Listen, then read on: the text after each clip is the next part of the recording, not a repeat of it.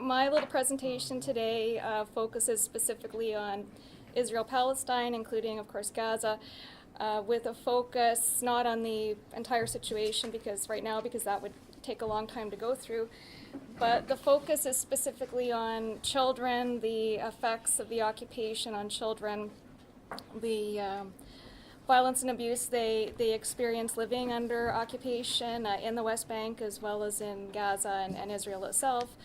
And I touch a little bit on the effects on their schooling, social welfare, health care, as well as on some child labor practices that also exist, children working in illegal Israeli settlements. But this is not going to go on forever. That part will be brief, just to assure you, because that sounds like a lot, I know. So my partner Larry and I, who isn't here today, but he's a member of Peace Alliance as well, we got involved with the No Way to Treat a Child campaign, and there are cards for the group over there.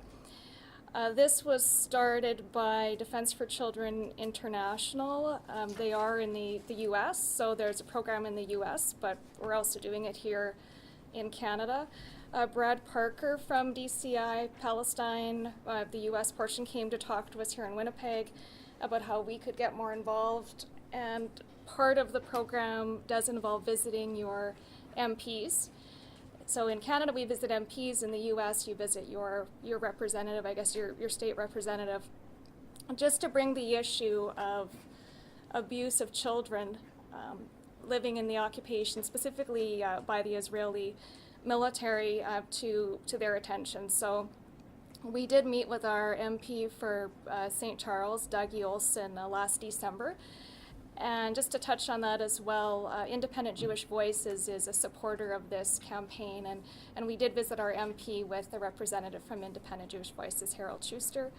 So we felt it was very productive. We got a great response from our MP. One of the things that came out in that meeting is that he did not know a whole lot about this issue, but being a medical doctor himself, he's an emergency room doctor, he was very concerned, to hear about this. I mean, obviously all of us are concerned about the welfare of children. He just didn't know the facts. Of course, a lot of people in the House of Commons probably don't necessarily know about it fully. So what he did is he told us that he would approach Minister Freeland about it. And he did write a letter. That has taken off to a certain point. So we were pleased with that, and yeah, we would definitely encourage more people to find out about this and to check it out. The cards are on the side there, because it's another way that we can be active approaching our government leaders on these issues. So basically, as I just said, campaigns such as No Way to Treat a Child have worked to raise awareness to the ongoing abuse of children, focusing on the fact that Israel does remain the only country in the world that detains and tortures children and tries them in military courts as opposed to civil courts. And a Palestinian child is considered an adult when they are only 16, but for Israeli children, they're not an adult until they turn 18, of course. Nearly 500 Palestinian children are currently prisoners in Israeli jails, and some of them are actually as young as 12 years old. And I think the numbers are 80% of those detained have been physically assaulted. And international law and the Convention on the Rights of the Child state that children are protected and entitled to a juvenile judicial system, yet no warrants are needed to arrest these children. There were also no oversights for arrests that are made in the middle of the night. The children are taken from their parents, the flexi cuffs are put on them, they're not allowed to see their parents, may not be able to see a lawyer, and they're often forced to sign confessions that are in Hebrew, and they may not know the language. And the other interesting thing with all this is many of the offenses they're charged with are what's considered to be occupation offenses. So, as we've all heard, for throwing stones and for throwing stones at the apartheid wall, and that apparently can lead to even like a 10-year sentence in a jail for a child. So in 2016 and 17, Israeli forces continued to arrest hundreds of children in the West Bank and East Jerusalem, and they subjected them to abuse, including beatings and threats. And as I mentioned earlier, the children are subjected to Israeli military law, which does violate international law and the conventions on the rights of the child. So they're not tried in a civil court, they're tried in a military court. And Article 37 of the Convention on the Rights of the Child states that the arrest, detention, or imprisonment of a child shall be used only as a measure of last resort and for the shortest period of time. Now, Israel did ratify the Convention on the Rights of the Child in 1991, but they don't abide by it, of course. And the Convention also states that no child shall be subjected to torture or other cruel, inhumane, or degrading treatment or punishment. Yet they estimate 75% of children have experienced some form of physical violence during their arrest, transfer, and interrogation. And as I did mention earlier as well, so during this time at their arrest, children are separated from their parents, taken in the middle of the night, imprisoned in Israel as well, where family can't visit them, because if they're arrested in the West Bank and then transferred to Israel, the family cannot travel to Israel to visit the children. And under Israeli military law, anyone under 12 years old is subject to being prosecuted in a military court. Children as young as 5 years old have actually been arrested, and they may also be placed in solitary confinement. And as I mentioned, signing the confessions in Hebrew, and they may even be denied food and water. Now, this is all, most of these statistics are from DCI Palestine. And what? The Defense for Children International Palestine. And there is a card for this program over on the side there as well.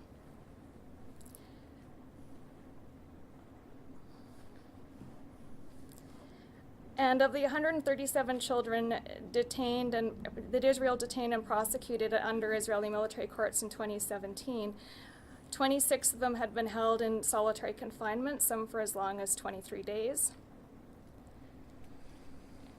And back in December, when the U.S. recognized Jerusalem as the capital of Israel, children were taking part in the protests. And just as an example, at that point, they were being shot at with the black sponge tip plastic bullets by Israeli forces. 2 children at that time, according to DCI Palestine, aged 13 and 15, suffered permanent loss of vision in their eyes after being hit with these bullets, and neither were involved in confrontations at the time. Now, of course, that's only one example of an assault by military forces on children. And what else do I have here? So in 2017, 15 Palestinian children died in the occupied territories as a result of Israeli forces' action, including a child who had died from injuries during an Israeli drone strike in Gaza in 2014. And they're most often at risk near illegal Israeli settlements. And this is, again, just another example. On March 25th of last year, Israeli forces shot 4 Palestinian teenagers near a settlement, and 2 were killed. The other 2 had serious injuries but survived. And the military at the time claimed the children were shot outside their car, that they were throwing explosives towards the settlement. But in fact, their car had stalled and they were getting out of the car to figure out how to get it started again, and that's when the confrontation happened. So Israel is in violation of international law in its use of excessive force and intentional lethal force. And often the Israel forces will use a mix of live ammunition, rubber-coated bullets, and crowd control weapons in the West Bank. And you may have heard of the case, of course, of Ahed Tamimi, who is currently in jail for hitting an Israeli soldier. Her brother was shot in the face with rubber-coated steel bullet on December 15th. She slapped the soldier and has since been arrested and jailed, and she's only 16 years old. Now, accountability is extremely rare in these cases where Israeli forces are accused of committing crimes against children. And one Israeli rights group, I believe it's called Yesh Din, reported 186 internal investigations into Israeli soldiers harming Palestinians in 2015, but only 3.1% of those led to an actual indictment. So that's just sort of an overview of the things that the No Way to Treat a Child campaign actually does focus on specifically abuse of Palestinian children at time of arrest, in custody, how they're arrested, how they're tried. And another focus is what happens to these kids when they are released. They often suffer a lot of psychological trauma. They can't function normally, and they don't want to leave their homes or go anywhere after something like that has happened, of course.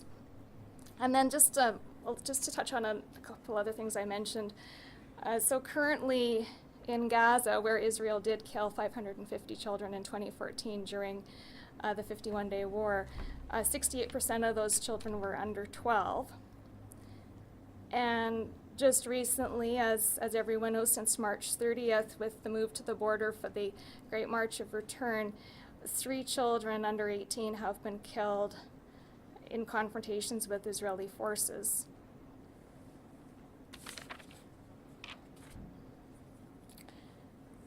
And then this is sort of separate from that, but it does apply to the issue of children.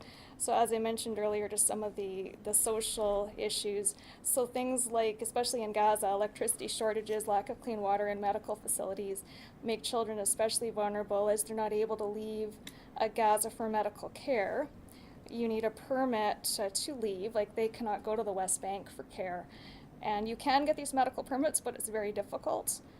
12 Palestinian children in Gaza died as a result of inadequate access to medical care in 2017, and apparently 8 of them were less than 2 weeks old, so just newborns.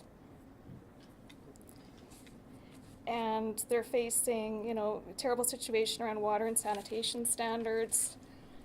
And in terms of the child labor issues, Human Rights Watch has reported that Israeli settlements do employ hundreds of children, some as young as 11, working in high temperatures, carrying heavy loads. The pay is below minimum wage. They often work on settlement farms, of course, that don't have child labor laws. And then just to quickly touch on the issue of education, 83 schools, I believe, were destroyed in the 51-day war when Israel invaded Gaza. Children, so of course if you don't have a school to go to, you can't go to school. They may often leave school for economic necessity. Then they get these jobs, of course, that are dangerous and where they're not paid the minimum wage. They also face dangers going to school, harassment from soldiers, having to pass through checkpoints. The lack of electricity means they're not able to study. Or they may actually, I think they use a lot of candles, and actually that does lead to fires as well. And the blockade means no access to school supplies or books coming through. They're just not getting those things. And schools for Palestinians in Israel are overcrowded, poorly equipped. No libraries or labs compared to access for Israeli students, because these are the schools for the Arab students. They don't go to school together, and those schools are underfunded. They also don't teach Palestinian history or the Nakba. And just to end this up here, so that's an overview of some of the challenges that children experience. But going back to the detention and the arrests of children, something positive that did come up is a U.S. bill that was introduced to their Congress by a Democrat, Betty McCollum, I guess at the end of last year.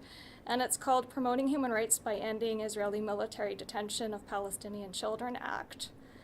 And the goal is to stop financial assistance to Israel from being used to support ill treatment and torture of Palestinian children in military detention. And it was introduced November 14th. The purpose is to establish a minimum safeguard, basic due process rights for Palestinian children under Israeli detention. So, thank you, that's all I've got.